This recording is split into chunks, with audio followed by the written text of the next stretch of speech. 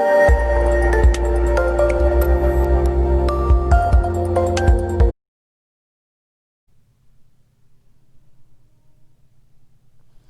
Everyone, welcome to Sarvodaya Gurukul. दोस्तों, स्वागत है आप सभी का आपके अपने यूट्यूब चैनल सर्वोदय गुरुकुल में।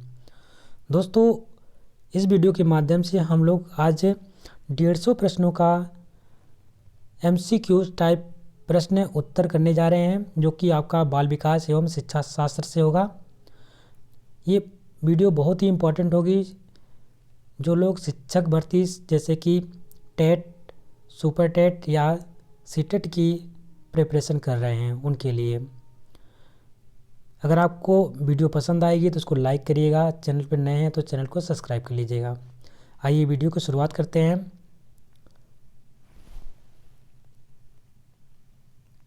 पहला प्रश्न आपके सामने दे रखा है, प्रशिक्षण एवं अनुभव के द्वारा व्यवहार में होने वाले परिवर्तन को अधिगम कहते हैं। यह कथन जिसका है वह है।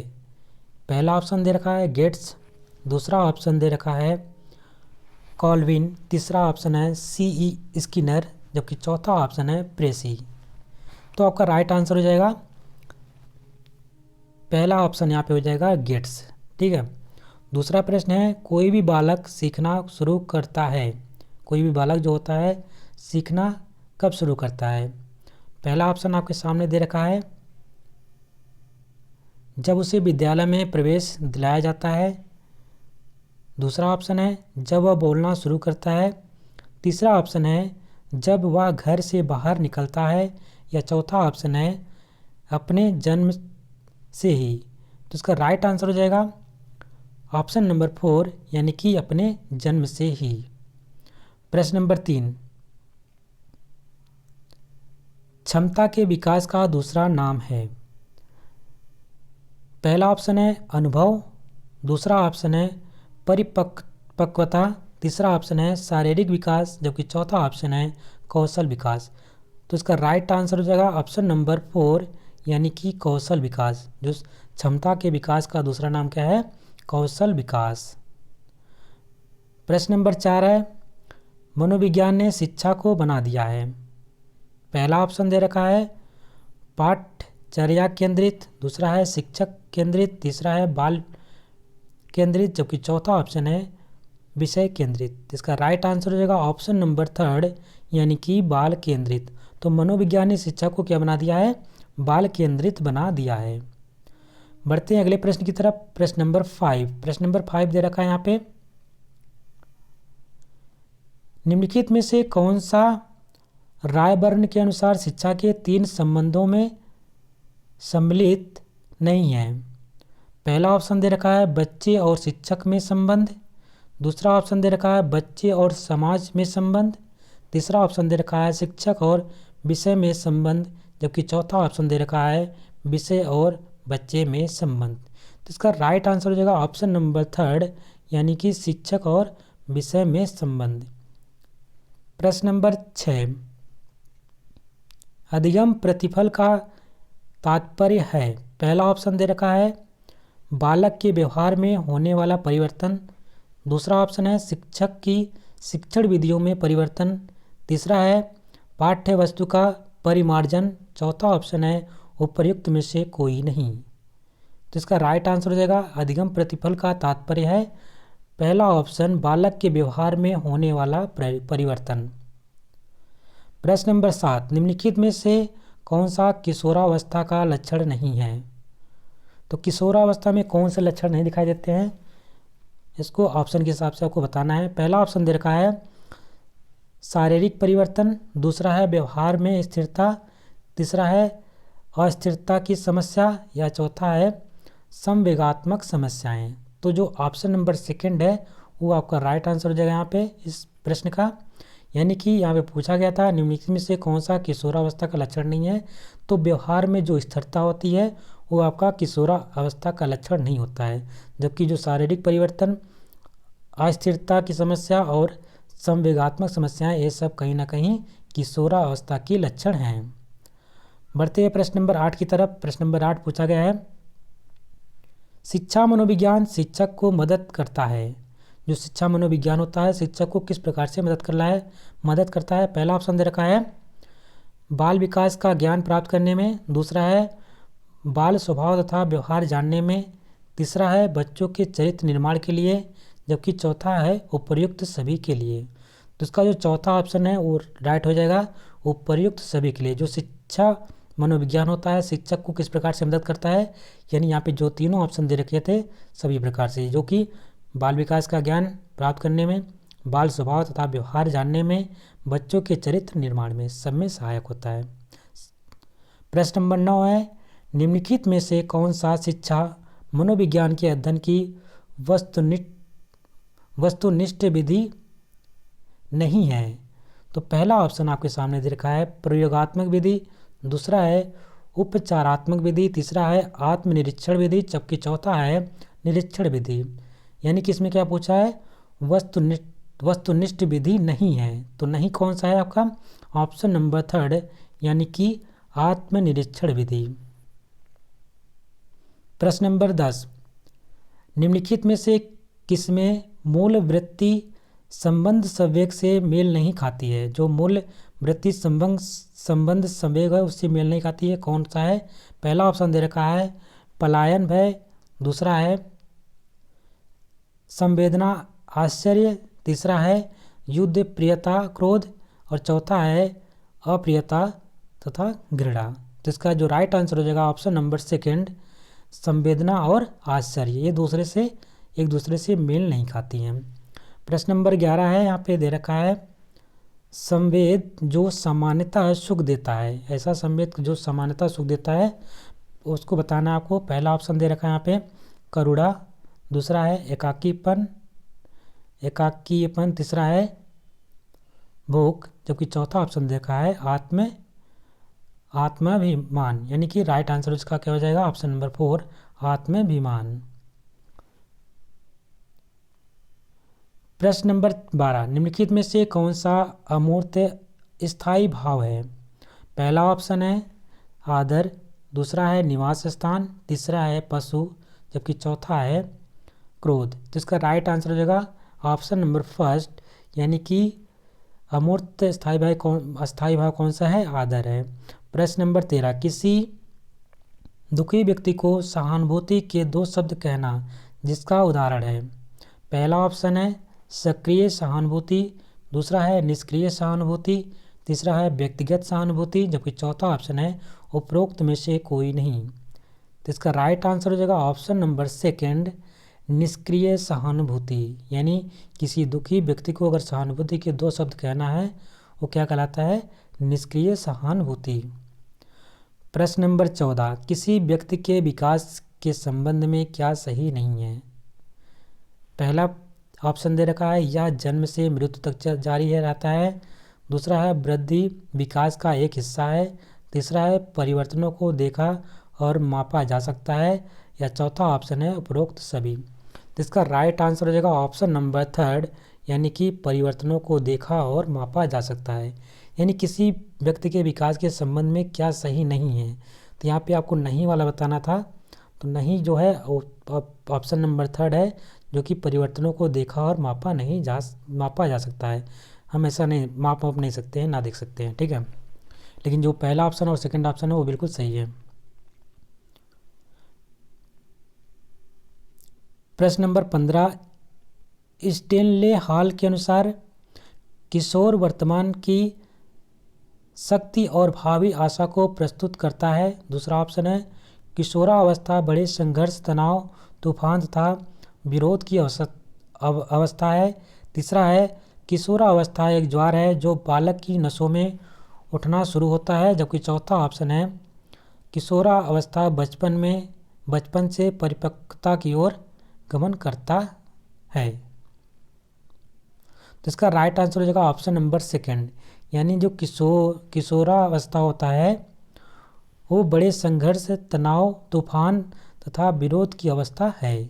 ये ऑप्शन आपका राइट आंसर हो जाएगा स्टेनले हॉल के अनुसार। प्रश्न नंबर 16 है निम्नलिखित में से कौन सी किशोरावस्था की विशेषता नहीं है। तो किशोरावस्था की कौन सी विशेषता नहीं है आपको बताना है। पहला ऑप्शन दे रखा है शारीरिक विकास, दूसरा है मानसिक विकास, तीसरा है समूह का महत्व, जबकि चौथा है तीव्र समायोजन। तो इसका राइट आंसर हो जाएगा ऑप्शन नंबर 4 यानी कि तीव्र समायोजन वो किशोरावस्था की विशेषता नहीं है, जबकि जो शारीरिक विकास, मानसिक विकास और समूह का महत्व है ये कहीं ना कहीं किशोरावस्था की विशेषता है। प्रश्न नंबर 17, थकावट और बीमारी जैसे कारक मुख्य रूप से प्रभावित करते हैं। जो थकावट और बीमारी से कारक जो होते हैं मुख्य रूप से प्रभावित करते हैं। पहला ऑप्शन है बच्चे के संवेगात्मक विकास को, दूसरा है बच्चे के शारीरिक विकास को, तीसरा है बच्चे की संकल्प शक्ति को, जबकि चौथा है बच्चे के आत्मविश्वास को। तो इसका राइट आंसर हो जाएगा ऑप्शन नंबर 2 बच्चे के शारीरिक विकास को। जो थकावट होता है, बीमारी होती है, कहीं ना कहीं ये बच्चे के शारीरिक विकास को प्रभावित करते हैं मुख्य रूप से। प्रश्न नंबर 18, सीखना विकास की प्रक्रिया है यह किसने कहा था। वेरी इंपॉर्टेंट क्वेश्चन है, ध्यान में रखेंगे। पहला ऑप्शन है बुटवर्थ, दूसरा है थॉर्नडाइक, तीसरा है मॉर्गन, जबकि चौथा है क्रॉनबैक। तो इसका राइट आंसर हो जाएगा ऑप्शन नंबर 1 बुटवर्थ ने कहा था सीखना विकास की प्रक्रिया है।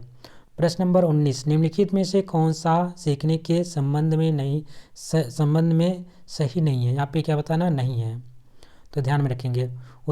पहला ऑप्शन दे रखा है सीखना कुछ नया करना है, दूसरा ऑप्शन लिखा है यहाँ पे सीखना अनुभवों का संगठन होता है, तीसरा ऑप्शन है सीखना बिना किसी उद्देश्य के भी हो सकता है, जबकि चौथा है सीखने की असफलताओं का कारण समझने की असफलताएं हैं। तो इसका राइट आंसर हो जाएगा ऑप्शन नंबर 3 यानी कि हमें पूछा गया था कौन सा सीखने के संबंध में सही नहीं है, तो कौन सा सही नहीं है आपका ऑप्शन नंबर 3 हो जाएगा सीखना बिना किसी उद्देश्य के भी हो सकता है। ये आपका इस क्वेश्चन का राइट आंसर हो जाएगा। प्रश्न नंबर 20, निम्नलिखित में से कौन सा अधिगम का एक मुख्य थॉर्नडाइक नियम है।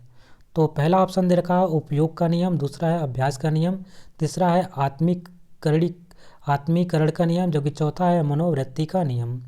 तो थॉर्नडाइक का नियम कौन सा है, एक मुख्य नियम अभ्यास का नियम है, यानी कि option number 2 is the right answer हो जाएगा इसका। प्रश्न नंबर 21, निम्नलिखित में से कौन सा प्रभावी अधिगम का अवरोधक नहीं है।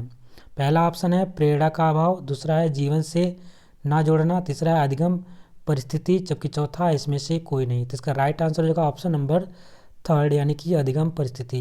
क्या पूछा गया था, कौन सा प्रभावी अधिगम का अवरोधक नहीं है, यानी जो हमारा अधिगम परिस्थिति है वो प्रभावी अधिगम का अवरोधक नहीं है। प्रश्न नंबर 22, कंप्यूटर की किस इकाई में जटिल गणनाएं करने की क्षमता होती है।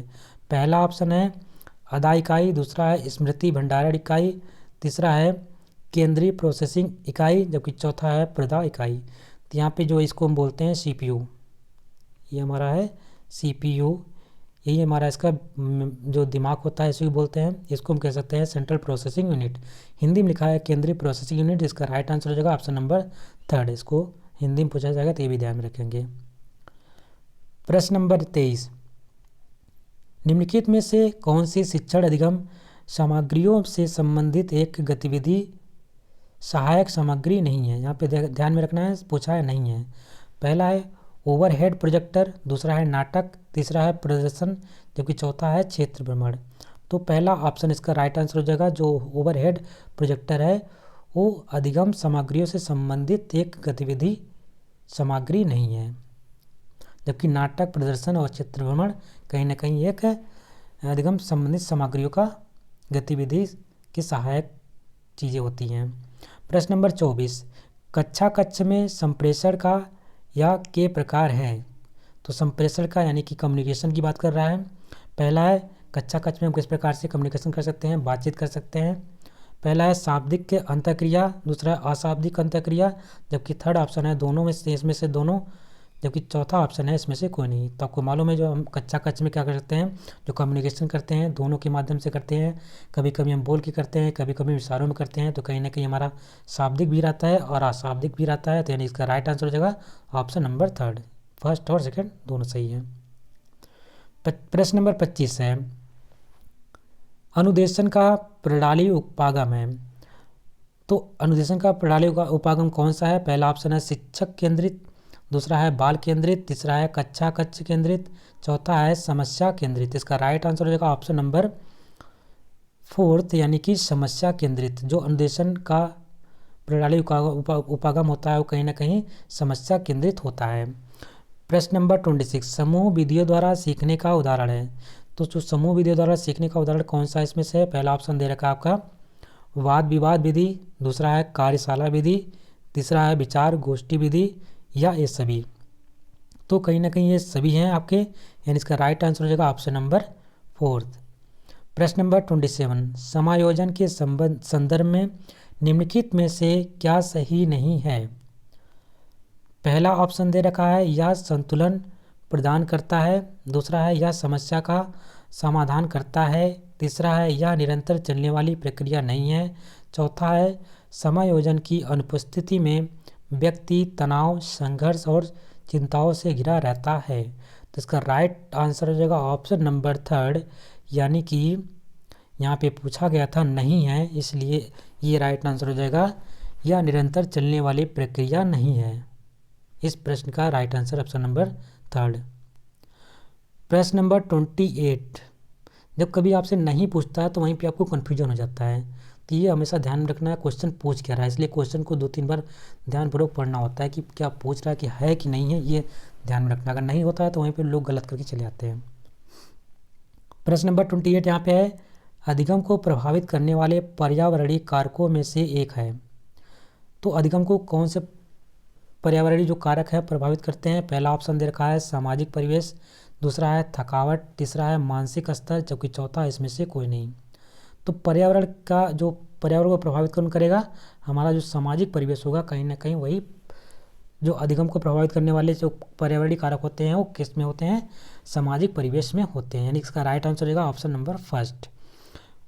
अगला प्रश्न है प्रश्न नंबर 29, निम्नलिखित में से कौन सा मानसिक रूप से स्वस्थ व्यक्ति का लक्षण नहीं है?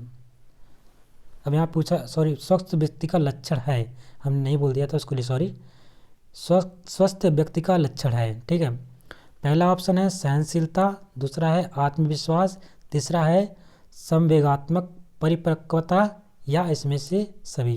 तो इसका सभी जितने तीनों ऑप्शन दे रखे हैं वो सभी, यानी कि इसका राइट आंसर हो जाएगा जो एक मानसिक रूप से स्वस्थ व्यक्ति होता है उसमें सहनशीलता होती है, आत्मविश्वास होता है, संवेगात्मक होता है, यानी कि ये सब उसमें क्वालिटी पाई जाती है। प्रश्न नंबर 30 है यहाँ पे, निर्मितवाद के संदर्भ में कौन सा कथन गलत है? पहला ऑप्शन दे रखा है ज्ञान का संचरण आवश्यक रूप से शिक्षक द्वारा किया जाता है, दूसरा है नवीन ज्ञान का सृजन पूर्व ज्ञान के आधार पर होता है, तीसरा है अधिगमकर्ता ज्ञान का सृजन कर सकता है, चौथा ऑप्शन है अधिगमकर्ता स्वयं के अधिगम के लिए सक्रिय एवं उत्तरदायी होता है। तो इसका राइट आंसर हो जाएगा ऑप्शन नंबर 1, ज्ञान का संचरण आवश्यक रूप से शिक्षक द्वारा किया जाता है। तो इसमें क्योंकि ये पूछा गया है कौन सा कथन गलत है, इसलिए ये, जबकि सभी कथन नीचे वाले जो सही हैं। प्रश्न नंबर 31, कक्षा में परस्पर संवाद से क्या उभर कर आना चाहिए? अगर हम कक्षा में परस्पर संवाद करते हैं तो कौन सी चीज़ें जो होती हैं उभर कर आती हैं? पहला ऑप्शन दे रखा है विवाद, दूसरा ऑप्शन है सूचना, तीसरा है विचार, जबकि चौथा है आपका तर्क वितर्क। तो हम अगर कक्षा में परस्पर संवाद करते हैं तो उससे क्या होता है? हमारे विचार उभर कर के आते हैं, किसका विचार कैसा है, यानी कि इस क्वेश्चन का राइट आंसर हो जाएगा ऑप्शन नंबर 3, विचार। प्रश्न नंबर 32, छात्र की विद्यालय उपलब्धि निर्भर करती है। जो छात्र की विद्यालय उपलब्धि होती है किस पर निर्भर करती है? पहला ऑप्शन दे रखा है स्व प्रत्यय बुद्धि रुचि अभिप्रेरणा पे, दूसरा ऑप्शन है रुचि बुद्धि अभिप्रेरणा या लिंग पे, तीसरा ऑप्शन है अभियोग्यता बुद्धि अभिप्रेरणा जाति पे, जबकि चौथा ऑप्शन दे रखा है रुचि बुद्धि शारीरिक बनावट अभिप्रेरणा पे। तो इसका राइट आंसर हो जाएगा ऑप्शन नंबर 1, यानी कि स्वप्रत्यय बुद्धि रुचि और अभिप्रेरणा पे। अभिप्रेरणा का मतलब होता है मोटिवेशन, ठीक है, इंग्लिश में मोटिवेशन कहते हैं। प्रश्न नंबर 33, बुद्धि का द्विकारक सिद्धांत किसने दिया? वेरी इंपॉर्टेंट क्वेश्चन है, ध्यान में रखेंगे। पहला ऑप्शन है टर्मन ने, दूसरा है स्पीयरमैन ने, तीसरा है गिलफोर्ड ने, जबकि चौथा है बिनी ने। तो इसका राइट आंसर हो जाएगा फर्स्ट, यानी ऑप्शन नंबर सेकंड, स्पीयरमैन ने। प्रश्न नंबर 34, संप्रेषण का कार्य है। पहला ऑप्शन है सूचना का आदान प्रदान करना, दूसरा ऑप्शन है शिक्षा एवं प्रशिक्षण, तीसरा है अभिप्रेरणा, चौथा है उपर्युक्त सभी। संप्रेषण का मतलब होता है कम्युनिकेशन, ठीक है, इंग्लिश में इसको कम्युनिकेशन कहते हैं, मतलब नहीं होता है। तो कम्युनिकेशन का मतलब क्या होता है कि हम जब बातचीत करते हैं एक माध्यम से दूसरे माध्यम को, एक चीज़ को, तो क्या क्या कर सकते हैं, हम सूचना का आदान प्रदान कर सकते हैं, ठीक है। दूसरा है शिक्षा में प्रशिक्षण दे सकते हैं, कैसे, कम्युनिकेशन के माध्यम से। तीसरा है मोटिवेट कर सकते हैं, विप्रेरणा दे सकते हैं, ये भी कहीं ना कहीं कम्युनिकेशन या संप्रेषण के माध्यम से हो सकता है। यानी कि आपका option number 4 is the right answer हो जाएगा, क्योंकि ये सब कहीं ना कहीं संप्रेषण का कार्य होता है। प्रश्न नंबर 35, कक्षा कक्ष शिक्षण होना चाहिए। जो कक्षा कक्ष का शिक्षण होना चाहिए किस प्रकार से होना चाहिए, तीव्र होना चाहिए कि संवाद मूलक होना चाहिए, सरल होना चाहिए या एक तरफा होना चाहिए। तो इसका राइट आंसर हो जाएगा ऑप्शन नंबर सेकंड, जो कक्षा कक्ष शिक्षण होना चाहिए कैसा होना चाहिए, संवाद मूलक होना चाहिए। प्रश्न नंबर 36, किशोर किशोरियों के संदर्भ में सर्वोत्तम समूह चयनित कीजिए।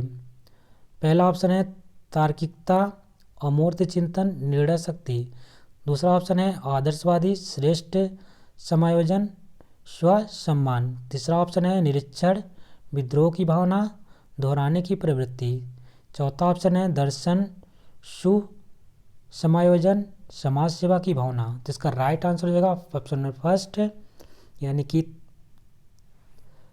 तार्किकता, अमूर्त चिंतन और निर्णय शक्ति। ये कहीं ना कहीं किशोरियों के संदर्भ में सर्वोत्तम समूह चयनित है। प्रश्न नंबर 37, किसी कार्य को करने की विशिष्ट क्षमता को कहते हैं। पहला ऑप्शन है अभिरुचि, दूसरा ऑप्शन है प्रत्यक्षीकरण, तीसरा ऑप्शन है अभियोग्यता, जबकि चौथा ऑप्शन है अभिवृत्ति। तो इसका राइट आंसर हो जाएगा ऑप्शन नंबर थर्ड, यानी कि अभियोग्यता। किसी कार्य को करने की जो विशिष्ट क्षमता होती है उसको हम बोलते हैं अभियोग्यता। प्रश्न नंबर 38, एक विद्यार्थी बीएड प्रवेश परीक्षा देता है और असफल रहता है। वह सबसे कहता है कि मैं अध्यापक बनना ही नहीं चाहता हूँ। यह उदाहरण है। पहला ऑप्शन दे रखा है उदात्तीकरण का, दूसरा है प्रक्षेपण का, तीसरा है युक्तिकरण का, चौथा है तदात्मीकरण का। इसका राइट आंसर हो जाएगा ऑप्शन नंबर थर्ड, यानी कि युक्तिकरण का उदाहरण है। प्रश्न नंबर 39, अच्छे मानसिक स्वास्थ्य के संकेतक हैं। पहला ऑप्शन दे रखा है दूसरों की आलोचना करना, दूसरा ऑप्शन है जिद्दी प्रवृत्ति, तीसरा ऑप्शन है दिवा स्वप्न, जबकि चौथा ऑप्शन है सामवेगिक नियंत्रण। तो अच्छे मानसिक स्वास्थ्य के जो संकेतक होते हैं वो कौन है, ऑप्शन नंबर फोर्थ है, यानी कि सामवेगिक नियंत्रण।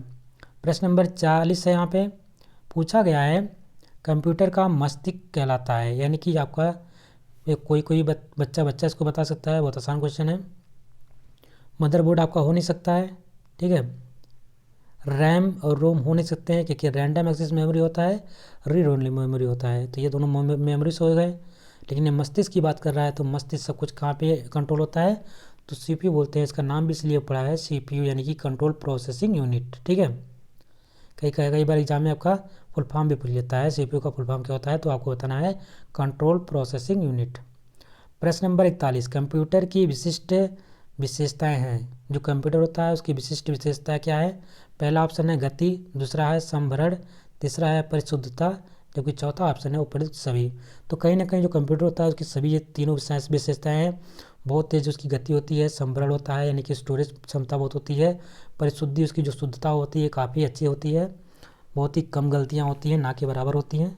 यानी कि इसका राइट आंसर हो जाएगा ऑप्शन नंबर 4, यानी उपयुक्त सभी। प्रश्न नंबर 42, कंप्यूटर सह अधिगम की विशेषता है। पहला ऑप्शन है शिक्षक का शिक्षण कार्य आसान हो जाता है, दूसरा है पाठ्यक्रम आसानी से पूरा हो जाता है, तीसरा है प्रतिभाशाली बालकों के लिए उपयोगी है, जबकि चौथा ऑप्शन है विद्यार्थी अपनी गति से सीखते हैं। तो जो कंप्यूटर होता है सहअधिगम की विशेषता क्या है, ऑप्शन नंबर 4 हो जाएगा, यानी कि विद्यार्थी अपनी गति से सीखते हैं। प्रश्न नंबर 43, निम्नलिखित में से वृद्धि और विकास में के कौन से आयाम एक दूसरे से जुड़े हुए हैं।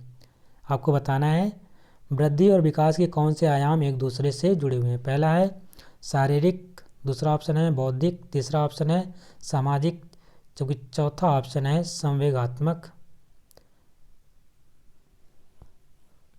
और पांचवा ऑप्शन दे रखा है नैतिक। तो इसको बताना है कौन से आयाम एक दूसरे से जुड़े हुए हैं। यहाँ पे 4 ऑप्शन दे रखा है, अब इसको कोड के हिसाब से यहाँ पे बताया गया है। पहला यानी कि ए बी से और सी से, दूसरा है डी ई से, जबकि तीसरा है ए सी से और डी से, जबकि चौथा है ए बी सी डी और ई। तो इसका राइट आंसर हो जाएगा शारीरिक, बौद्धिक, सामाजिक, संवेगात्मक, नैतिक, यानी कहीं ना कहीं ए बी सी डी सब एक दूसरे से जुड़े हुए हैं। इसका राइट आंसर हो जाएगा ऑप्शन नंबर 4। बढ़ते हैं अगले प्रश्न की तरफ। प्रश्न नंबर 44 है, निम्नलिखित में से कौन सी दृश्य श्रव्य सुविधा अधिगम हेतुओं के असर कारकों हेतुओं के को संतुष्ट करती है। पहला ऑप्शन है रेडियो, दूसरा है टेप रिकॉर्डर, तीसरा है स्थिर चित्र, जबकि चौथा है टेलीविज़न। कोड यहाँ पे दे रखा है सिर्फ डी, दूसरा है ए और बी, तीसरा है ए बी सी, जबकि चौथा है ए बी सी डी। तो इसका राइट आंसर हो जाएगा ऑप्शन नंबर 4, यानी कि ए बी सी डी, यानी कि रेडियो भी है, टेप रिकॉर्डर भी है, स्थिर चित्र भी है और टेलीविज़न भी है। प्रश्न नंबर 45, मस्तिष्काधोमुखी सिद्धांत के अनुसार विकास होता है, यानी मस्तिष्क अधोमुखी सिद्धांत के अनुसार विकास कैसे होता है। पहला ऑप्शन है दाईं से बाईं ओर, दूसरा ऑप्शन है पैर से सिर की ओर, तीसरा है बाईं से दाईं ओर, या चौथा ऑप्शन है सिर से पैरों की ओर। वेरी इंपॉर्टेंट क्वेश्चन है, इसको ध्यान में रखेंगे। तो जो मस्तिष्क का विकास, मस्तिष्क अधोमुखी सिद्धांत के अनुसार विकास किधर होता है, हमारा विकास हमेशा सिर से पैर की तरफ होता है, यानी इसका राइट आंसर हो जाएगा ऑप्शन नंबर 4। बढ़ते अगले प्रश्न की तरफ। प्रश्न नंबर 46 है, प्रशिक्षण एवं अभ्यास संबंधित है। पहला ऑप्शन है संज्ञानात्मकवाद से, दूसरा है व्यवहारवाद से, तीसरा है निर्मितवाद से, जबकि चौथा है उपर्युक्त में से कोई नहीं। तो इसका राइट आंसर हो जाएगा ऑप्शन नंबर 2, यानी कि व्यवहारवाद से। जो प्रशिक्षण एवं जो अभ्यास हैं वो एक दूसरे से व्यवहारवाद से संबंधित हैं। प्रश्न नंबर 47, निम्नलिखित में से कौन सा एक ऑपरेटिंग सिस्टम नहीं है। ये क्वेश्चन है कंप्यूटर से। पहला ऑप्शन दे रखा है IBM-i-X, दूसरा है फायरफॉक्स, तीसरा है लाइनेक्स, जबकि चौथा है यूनिक्स। तो यहाँ पे कंप्यूटर ऑपरेटिंग सिस्टम की बात किया जा रहा है, तो जो कंप्यूटर ऑपरेटिंग सिस्टम है IBM-AIX कहीं ना कहीं कंप्यूटर सिस्टम है। लाइनेक्स भी आपका कंप्यूटर ऑपरेटिंग सिस्टम है, जबकि यूनिक्स भी आपका कंप्यूटर ऑपरेटिंग सिस्टम है। लेकिन फायरफॉक्स आप देखते होंगे ये आपका क्या होता है, वेब पेज होता है। इस पर हम क्या करते हैं, कोई चीज़ सर्च करते हैं, सर्च इंजन होता है। जैसे कि आप फायरफॉक्स पे आपका क्या है, एप्लीकेशन एक तरीके से है आपका, लेकिन ये ऑपरेटिंग सिस्टम नहीं है। एप्लीकेशन पे हम इसको क्या कर सकते हैं, जैसे आपका क्रोम ब्राउज़र है, ब्राउज़र की तरह वर्क करता है। फायरफॉक्स क्या है, आपका ब्राउज़र है, इस पर हम ब्राउज़ करते हैं, हम लोग कोई चीज़ सर्च करते हैं। क्रोम हो गया, आपका हो गया यूसी ब्राउज़र हो गया, आपका फायरफॉक्स हो गया, ये सब ब्राउज़र है। तो इसका इसमें पूछा गया है कौन सा ऑपरेटिंग सिस्टम नहीं है, तो इसका यानी कि सेकंड ऑप्शन सही हो जाएगा, ऑप्शन नंबर 2। प्रश्न नंबर 48, कंप्यूटर वायरस है। पहला ऑप्शन है हार्डवेयर, दूसरा है बैक्टीरिया, तीसरा है सॉफ्टवेयर, या इसमें से कोई नहीं।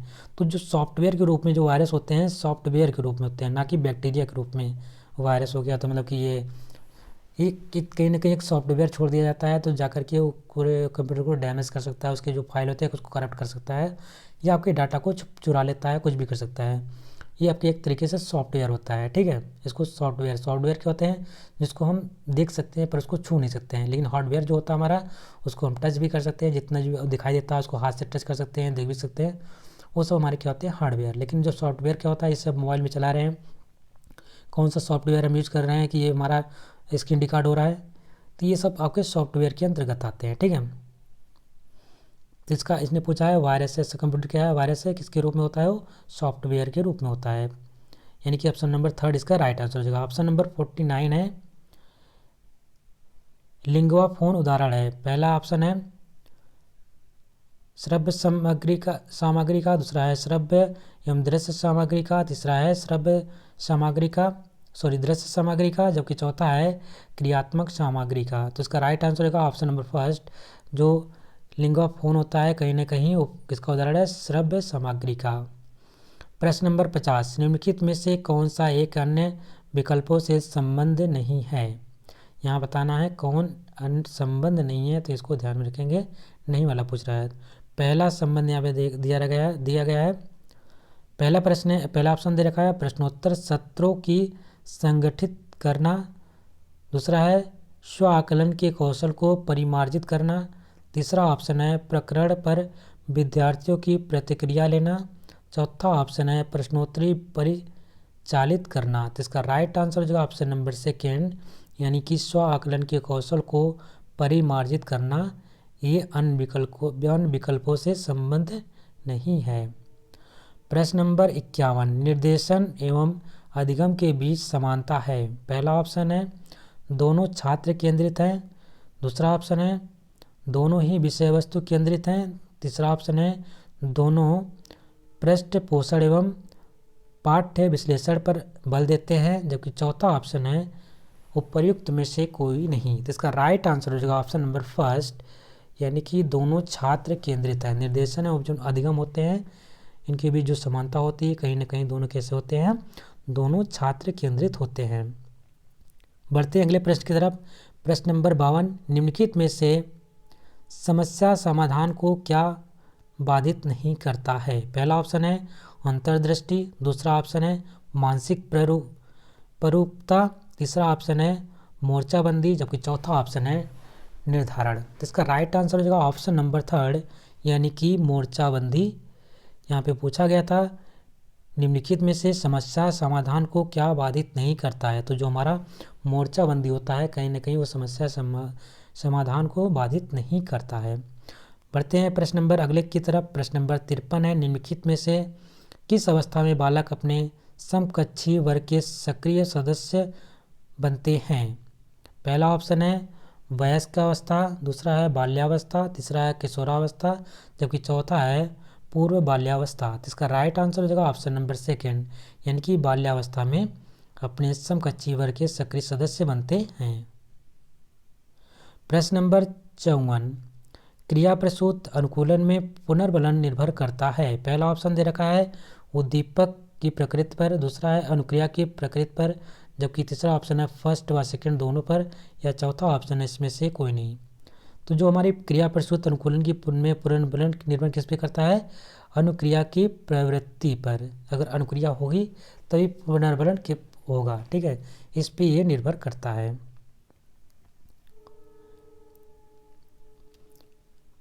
प्रश्न नंबर 55, निम्नलिखित में कोहल वर्ग के नैतिक विकास के सिद्धांत की सिद्धांत की अवस्था नहीं है। पूछा गया है कोहल वर्ग के नैतिक विकास के सिद्धांत की अवस्था नहीं है, तो आपको बताना नहीं वाला। पहला ऑप्शन है प्राक रूढ़िगत, दूसरा है रूढ़िगत, तीसरा है संवेदी प्रेरक, चौथा है पश्चात रूढ़िगत। इसका राइट आंसर होगा ऑप्शन नंबर थर्ड, यानी कि संवेदी प्रेरक। ये क्या है कि नैतिक विकास के सिद्धांत की अवस्था नहीं है, जबकि आपके रूढ़िगत, पश्चात रूढ़िगत और प्राक रूढ़िगत ये कहीं ना कहीं कोहल वर्ग के नैतिक विकास की अवस्था हैं तीनों। बढ़ते हैं प्रश्न नंबर अगले की तरफ। अगला प्रश्न है प्रश्न नंबर 56, सहयोगशील अधिगम में अध्यापक की जिम्मेदारी होती है। पहला ऑप्शन है पर्याप्त संसाधन सामग्री एकत्रीकरण की, दूसरा है समूह रचना निर्धारण की, तीसरा है बैठक की उपयुक्त सुविधा प्रदान करने की, चौथा है उपयुक्त में से सभी। तो इसका राइट आंसर होगा ऑप्शन नंबर फोर्थ, यानी उपयुक्त में से सभी। प्रश्न नंबर 57 है कक्षा कक्ष संप्रेषण होना चाहिए। जो कक्षा कक्ष संप्रेषण कैसा होना चाहिए। पहला ऑप्शन है शिक्षक केंद्रित, दूसरा है छात्र केंद्रित, तीसरा है सामान्य केंद्रित, चौथा है पाठ्य पुस्तक केंद्रित। तो उसका राइट आंसर हो जाएगा ऑप्शन नंबर सेकेंड यानी कि छात्र केंद्रित या बाल केंद्रित हो सके, लिख सकते हैं। प्रश्न नंबर 58, बालक का मानसिक स्वास्थ्य निर्भर करता है। जो बालक का मानसिक स्वास्थ्य होता है किस पर निर्भर करता है? विद्यालय पर, परिवार पर, समुदाय पर या उपयुक्त सभी पर। तो ये कहीं ना कहीं जो बालक का मानसिक स्वास्थ्य होता है सब पर निर्भर करता है, विद्यालय पर भी निर्भर करता है, परिवार पर भी निर्भर करता है, साथ ही समुदाय यानी समाज पर भी निर्भर करता है। प्रश्न नंबर 59, प्रतिरक्षा प्रक्रिया है। पहला ऑप्शन है उत्तरदायित्व का स्थानांतरण, दूसरा है सचेत व्यवहार, तीसरा है प्रतिरक्षा विवाद का साधन, चौथा है व्यक्तिगत का रक्षा कवच। तो इसका राइट आंसर हो जाएगा ऑप्शन नंबर थर्ड यानी कि प्रतिरक्षा विवाद का साधन। जो हमारा प्रतिरक्षा प्रक्रिया क्या है? प्रतिरक्षा विवाद का साधन है। प्रश्न नंबर 60, निम्न में से कौन सा तत्व संप्रेषण का तत्व नहीं है, यानी कम्युनिकेशन का तत्व कौन सा नहीं है? पहला ऑप्शन है संप्रेषण का माध्यम, दूसरा है संप्रेषण की श्रृंखला, तीसरा ऑप्शन है संप्रेषण का उद्देश्य, चौथा ऑप्शन है संप्रेषण का नियोजन। तो इसमें चौथा जो ऑप्शन आपका वो सही हो जाएगा इस क्वेश्चन का, क्योंकि इसने पूछा गया नहीं है, तो इसलिए संप्रेषण का जो नियोजन है वो संप्रेषण का तत्व नहीं है। प्रश्न नंबर 61 अध्यापक के व्यक्तित्व के विकास में बाधक तत्व है। जो अध्यापक के व्यक्तित्व के विकास में कौन सा तत्व है जो कि बाधक है? पहला ऑप्शन है सामाजिक परिवेश का ज्ञान, दूसरा है सांस्कृतिक अनुभव, तीसरा है कल्पना शक्ति का अभाव, चौथा है उच्च मानसिक क्षमता। तो इसका राइट आंसर हो जाएगा ऑप्शन नंबर थर्ड यानी कि कल्पना शक्ति का अभाव। जो अध्यापक के व्यक्तित्व के विकास में क्या कौन सी चीज़ बाधक होती है? वो होती है कल्पना शक्ति का अभाव होना। प्रश्न नंबर 62, कंप्यूटर सहायता प्राप्त अधिगम का लाभ है। कंप्यूटर सहायता प्राप्त अधिगम का क्या लाभ होता है? पहला ऑप्शन दे रखा है अध्यापक की आवश्यकता नहीं रहती है, दूसरा है यह उच्च कक्षाओं के लिए उपयोगी होता है, तीसरा है यह प्रतिभाशाली छात्रों के लिए उपयोगी होता है, जबकि चौथा है शिक्षार्थी अपनी गति के अनुसार सीखता है। तो इसका राइट आंसर हो जाएगा ऑप्शन नंबर फोर्थ यानी कि जो शिक्षार्थी होता है अपनी गति के अनुसार सीखता है। प्रश्न नंबर 63, मानव संस्कार अथवा क्षमता परिवर्तन जो धारण किया जा सकता है तथा जो वृद्धि की प्रक्रिया के ऊपर आरोपित नहीं है, यह कथन जिसका है उसका नाम बताना है। पहला ऑप्शन है ट्रेयर्स, दूसरा ऑप्शन है गेने, तीसरा ऑप्शन है स्ट्रेयर, चौथा ऑप्शन है मैकग्रो। जिसका राइट आंसर हो जाएगा ऑप्शन नंबर सेकेंड यानी कि गेने। प्रश्न नंबर 64 है निम्न से कौन सा समूह सॉफ्टवेयर का है, यानी कि इसमें बताना है कि कौन कौन से समूह, जिसमें 3-4 समूह दे रखे हैं उसमें बताना कौन सा सॉफ्टवेयर है। पहला ऑप्शन देखा है MS Word, Photoshop, MS Excel, दूसरा है स्कैनर, व्हाट्सएप, पावर पॉइंट, तीसरा है मॉनिटर, प्रिंटर, MS वर्ड, चौथा है MS एक्सेल, फोटोशॉप, माउस। तो हम बता दे रहे हैं कुछ चीज़ें इसमें आपको दिख रही हैं, लेकिन इसमें जो स्कैनर होता है वो आपका सॉफ्टवेयर नहीं है, ठीक है। ये आपका तीसरा वाले में देख लेते हैं मॉनिटर भी आपका सॉफ्टवेयर नहीं है, प्रिंटर भी सॉफ्टवेयर नहीं है, MS वर्ड आपका हो सकता है, ठीक है, सॉफ्टवेयर, ये आपका सॉफ्टवेयर है MS वर्ड। चौथा है MS दूसरा एक्सेल, फोटोशॉप, माउस। तो आपका एक्सेल आपका सॉफ्टवेयर है, फोटोशॉप भी आपका सॉफ्टवेयर है, MS भी आपका, लेकिन ये माउस आपका सॉफ्टवेयर नहीं है, इसलिए ये भी नहीं हो सकता, ये भी नहीं हो सकता, ये भी नहीं हो सकता, लेकिन बच्चा कौन सा? फर्स्ट। तो इसका राइट आंसर हो जाएगा ऑप्शन नंबर फर्स्ट यानी कि MS वर्ड, फोटोशॉप और MS एक्सेल जो है कहीं ना कहीं आपके सॉफ्टवेयर हैं। प्रश्न नंबर 65, किशोर अवस्था में मानसिक या बौद्धिक विकास होता है। जो किशोरावस्था में जो होते हैं बच्चे, बालक होते हैं, तो उनका मानसिक या बौद्धिक विकास होता है किस प्रकार से? पहला ऑप्शन दे रखा है बहुत शीघ्रता से एवं बहुत अधिक मात्रा में, दूसरा है अधिक मात्रा में लेकिन धीरे धीरे, तीसरा है बहुत कम मात्रा में लेकिन शीघ्रता से, जबकि चौथा है अधिक तेजी से एवं कम मात्रा में। तो इसका राइट आंसर हो जाएगा ऑप्शन नंबर फर्स्ट, जो किशोरावस्था में होता है बहुत शीघ्रता से एवं बहुत अधिक मात्रा में विकास हो जाता है, मानसिक विकास जो होता है। प्रश्न नंबर 66, शिक्षा में आईसीटी के उपयोग के संदर्भ में कौन सा कथन गलत है? पहला ऑप्शन है बड़ी संख्या में शिक्षार्थी को शिक्षा से जोड़ना संभव नहीं है, संभव होगा, यानी कि बड़ी संख्या में शिक्षार्थी को शिक्षा से जोड़ना संभव होगा। दूसरा है, यहाँ पे पूछा गया है कौन सा कथन गलत है। दूसरा है अध्यापक की आवश्यकता नहीं रहेगी। तीसरा ऑप्शन है अध्यापक की भूमिका सहजकर्ता के रूप में रहेगी। जबकि चौथा है शिक्षा ज़्यादा प्रभावी होगा। तो इसका राइट आंसर हो जाएगा ऑप्शन नंबर सेकेंड। क्या आईसीटी हम लोग इस्तेमाल करने लगे, क्या हमें जैसा हो सकता है क्या अध्यापक की आवश्यकता ही ना हो? तो इसलिए ऑप्शन नंबर सेकेंड इसका राइट आंसर हो जाएगा। प्रश्न नंबर 67 है, किस अवस्था में बालक में परामर्श शिक्षण अत्यंत सक्रिय होता है? पहला ऑप्शन है बाल्यावस्था, दूसरा है किशोरावस्था, तीसरा ऑप्शन है उत्तर बाल्यावस्था, जबकि चौथा ऑप्शन है पूर्व बाल्यावस्था। तो इसका राइट आंसर हो जाएगा ऑप्शन नंबर सेकेंड, यानी कि किशोरावस्था में बालक में परामर्श शिक्षण अत्यंत सक्रिय होता है। प्रश्न नंबर 68, अभिक्रमित अधिगम मॉडल के जनक कौन है? पहला ऑप्शन दे रखा है आशुबेल, दूसरा है पियाजे, तीसरा है हल, चौथा है स्किनर। इसका राइट आंसर हो जाएगा ऑप्शन नंबर फोर्थ, यानी कि स्किनर साहब। अभिक्रमित अधिगम मॉडल के जनक कौन है? स्किनर। प्रश्न नंबर 69, स्व प्रत्यय विकसित होता है, जो स्व प्रत्यय होता है विकसित होता है। पहला ऑप्शन है स्वधारणा से, दूसरा ऑप्शन है लोगों की धारणा से, तीसरा ऑप्शन है स्वधारणा तथा लोगों की धारणा से, चौथा ऑप्शन है बुद्धि से। तो इसका राइट आंसर हो जाएगा ऑप्शन नंबर थर्ड, यानी कि स्वधारणा तथा लोगों की धारणा से स्व प्रत्यय विकसित होता है। प्रश्न नंबर 70, निम्न में से कौन सा ब्रूनर के सिद्धांत में नहीं है? तो आपको बताना है ब्रूनर के सिद्धांत में कौन सा ऑप्शन नहीं है, उसको आपको यहाँ पे बताना है, आंसर में बताना है। उत्तर में लिखे पहला ऑप्शन दे रखा है नवीन ज्ञान अथवा सूचना का ग्रहण करना, दूसरा है अर्जित ज्ञान का रूपांतरण, तीसरा है ज्ञान की पर्याप्तता की जांच, जबकि चौथा है ज्ञान की अपर्याप्तता की जांच। तो इसका राइट आंसर हो जाएगा इस प्रश्न का, वो हो जाएगा ज्ञान की अपर्याप्तता की जांच। ये सही हो जाएगा क्योंकि नहीं पूछा गया था ना। प्रश्न नंबर 71 है, गोल मेन का नाम जाना जाता है। तो गोल मेन का नाम जाना जाता है किस लिए जाना जाता है?